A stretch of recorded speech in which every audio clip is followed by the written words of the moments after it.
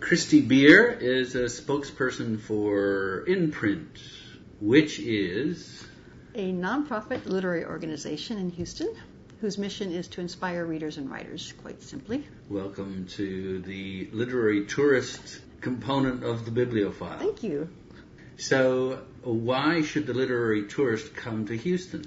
Well, actually, Houston has lots to offer in all the arts, actually. People think we're out in the West with tumbleweeds, but we're really a very cosmopolitan city. For readings, there are readings every night of the year, probably.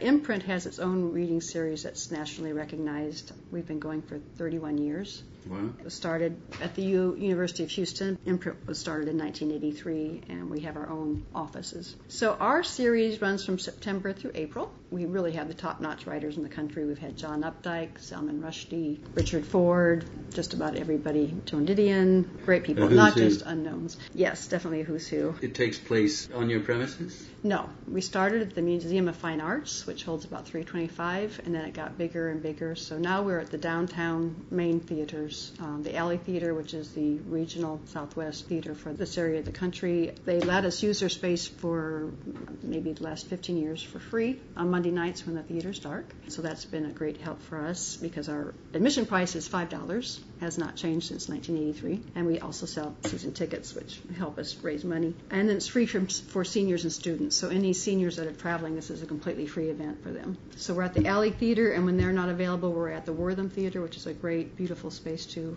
Once we went to Jones Hall, which holds 2,000 because we had Salman Rushdie, and we filled the hall. That was our biggest event ever. Reading series. Is it just called the Inprint Reading Series? Imprint Margarett Brown Reading Series, actually. It was originally funded by a patron of the arts, Margarett Brown, in the heyday of Houston. And this year we're having a great lineup. We're starting with Gino Diaz in September, and then T.C. Boyle, who's been on our list a long time. And we're excited to have him in October. The Tortilla Curtain. Yes. And Emma Donoghue is coming. She wrote Room. Oh, yes, yeah. Canadian. Is she? Well, that's right. She's right. Irish-Canadian. Yeah. Very good. She's coming with James Salter. That'll be an interesting combination. And we'll have Zadie Smith for the second time in January. And then we have poets as well that are coming. And I think we finish up the series with Jonathan Lethem and John Jeremiah Sullivan. So this is all going to be up on your website? It'll start September 24th. So that's step one for the tourist. Yeah. And then there are a lot of free reading series as well. Another one of ours is called Cool Brains, reading series for young people. And that's a children's reading series open to everybody and free. And that's on Sunday afternoons at 3 o'clock. We'll have 2 in the fall and 2 in the spring. And Lois Lowry will be our first person for that. And that's been going about 7 years. We've had great people in that too. Jack Gantos and Mark Brown and David McCauley. Maybe he's Canadian too? No, maybe not. Not sure. And then I think after that it's definitely Brazos Bookstore, which is probably I'm not for sure that it's the oldest independent bookstore in Houston, but it's definitely been there since the 70s. There's an interesting connection in there. Yeah, the person who founded that, Carl Killian, was a founding director of Inprint. So he's been around forever. He's now at the Manil Collection, which is also a big, iconic museum in Houston for the arts. Known for its surrealist collection. Yes. And I think they've also got a library there, too, as well as a bookshop. A library and a bookstore, yeah, that are excellent. Yeah. And they're right next door to the Rothko Chapel, basically, so that's a great stop, too. Actually, the Manil does have some literary events. We're going to collaborate with them this year, probably on one with poets. It's a nice space. It's a great space. Yeah.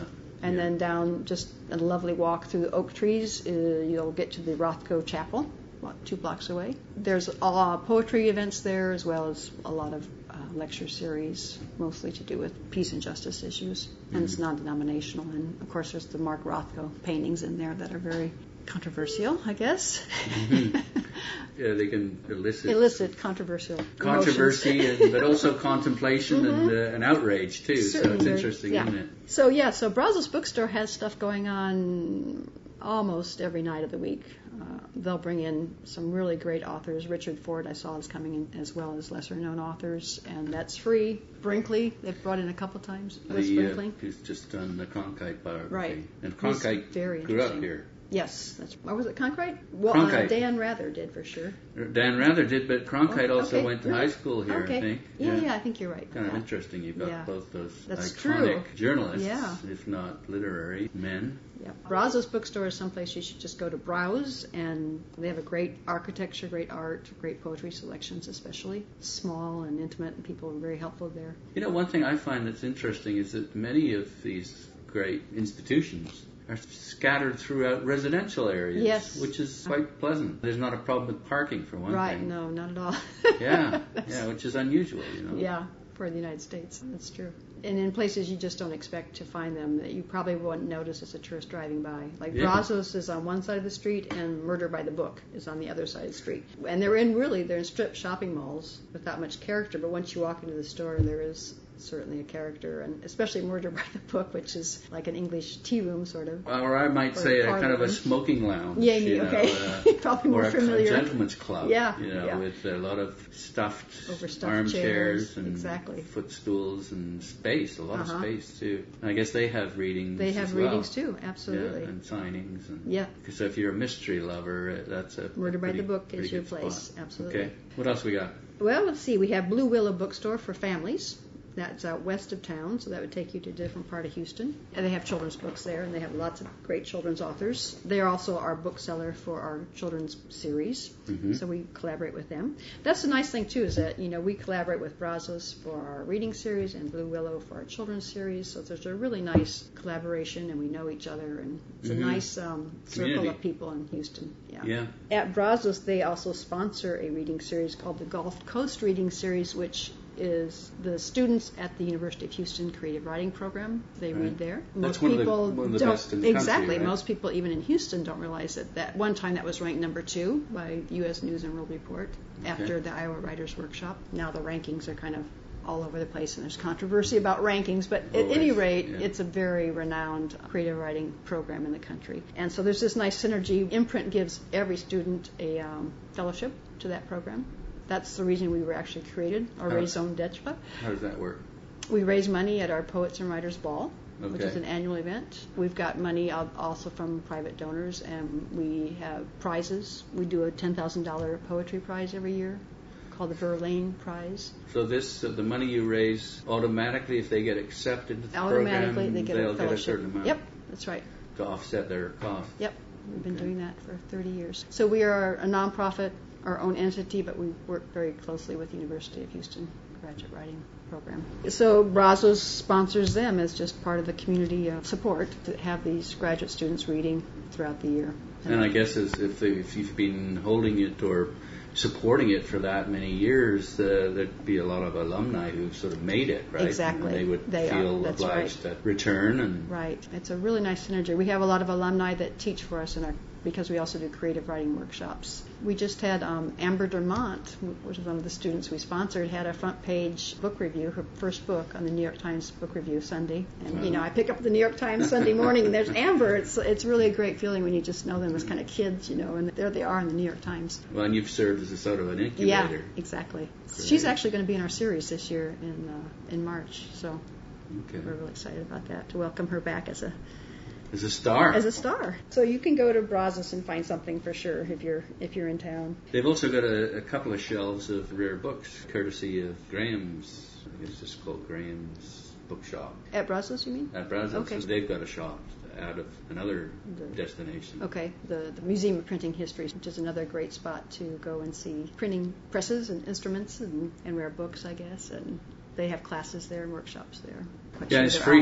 And it's free, absolutely. A lot of free things in Houston, actually. Yeah. Well, including free parking, which is, we really parking everywhere. We really enjoy that. Yes. Another great series, if there are young people coming to Houston, is called The Poison Pen. It's on Lower West Timer, which is a really snazzy place for people to go. Lots of restaurants and funky little boutiques and used clothing stores and vintage antiques, things like that. It's in a little tiny bar. It's hard to find. It's called Poison Girl, the bar. But they have a Poison Pen reading series, which is really quite remarkable. A lot has to do with the graduate students at the creative writing program getting these young and upcoming poets and authors in there. And they hold it in their little patio in the back, and so you can have a drink. And you can pretty well, in wintertime it's not so good, but even your wintertime, actually, the it's wintertime is usually usually not a problem, yeah. It's exactly. the summertime that'd be more of a problem. Exactly. Yeah. Right, but it starts at 8:30, so it's usually cooled off by then. Okay. Yeah, I don't think they've rarely had to move it inside. Okay. That's fun for young people. And then there's a new one I heard about called Glass Mountain Reading Series, which is going to start at Brazil, which is in the same neighborhood, and a fun, funky cafe. And that will be undergraduates from the University of Houston reading their work. They don't have to be 21, right? Exactly. Just have a cup of cappuccino there or something. Sure. Let's see. I'd like to mention the First Friday Poetry Series for any poets. If you're in town on a Friday night and it's the first Friday of the month, Imprint House actually has sponsored that for many years. Robert Clark has been doing this for, I think, 35 years. He's very dedicated to having people be able to read their poetry. He always has a featured poet, and then anybody that signs up can read at the open mic session. So it starts at 8:30, and it can go to 10:30, 11 if people are really excited about being here. It's free, and you just come and show up. And where's that held? Here at the Imprint House. Which is on West Main Street. West Main Street, yep. In a great neighborhood. If you're here, you need to see the Menil Collection. A couple blocks away, right? And the Rothko Chapel. And then there's the Byzantine Chapel as well, which is kind of an interesting spot, not far away. Okay. Lots of shopping. Go to Montrose or Westheimer, and you'll find lots of cafes and places to shop.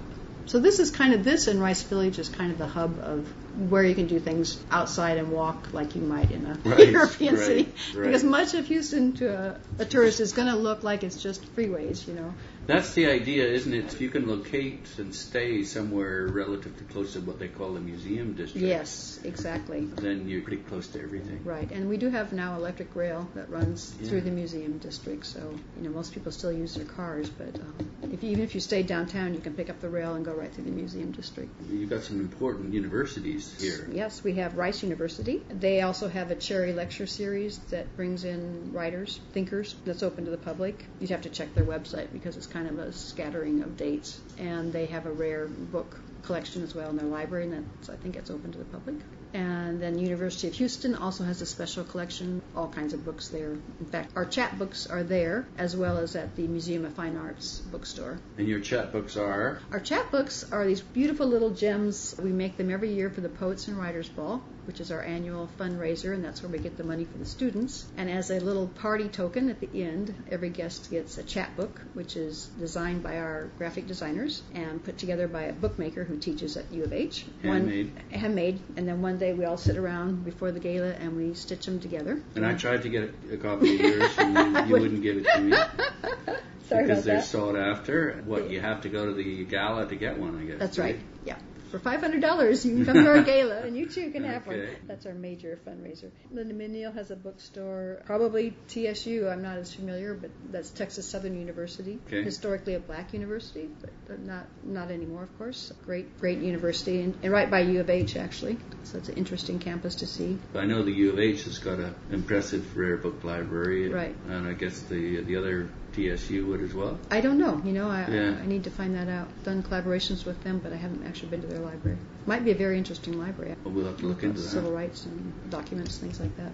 Anything else? Also at the University of Houston, if you happen to be in town in that neck of the woods, they have a poetry and prose series, which features their faculty often, and they have great faculty. They have Nick Flynn, who just had a film made starring Robert De Niro called On Being Flynn, made from one of his memoirs. What was it called? Another Bullshit Night in Suck City. It's a great title. Yeah. Which they had to change, I guess, for the general public. Tony Hoagland is there. He's really one of my favorite contemporary poets. Very funny. Won the Mark Twain Award for Humor and Poetry. He's won a great award for teaching. Just really a great poet. One of his books I love is What Narcissism Means to Me. It's another great title. Robert De Niro going to star in that as well? Yeah. That would be very good. I don't know if you could make a film out of that poetry book. Robert Boswell and Toni Nelson are two novelists that are there. Chitra Divakaruni, who's had some films made out of her books. So they have a stellar faculty, and they read at the Poetry and Prose series. I think that's about all I can think of right now.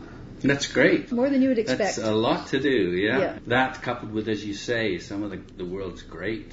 Certainly the Fine Arts Museum is a magnificent building in itself. Absolutely. worth... Must see for sure. Yeah. Well, thank you very much. You're welcome. Thanks for coming to Houston. I've been speaking with Kristi Beer, who is a spokesperson for Inprint, which is a nonprofit literary organization whose mission is to inspire readers and writers. Thanks again. You're welcome.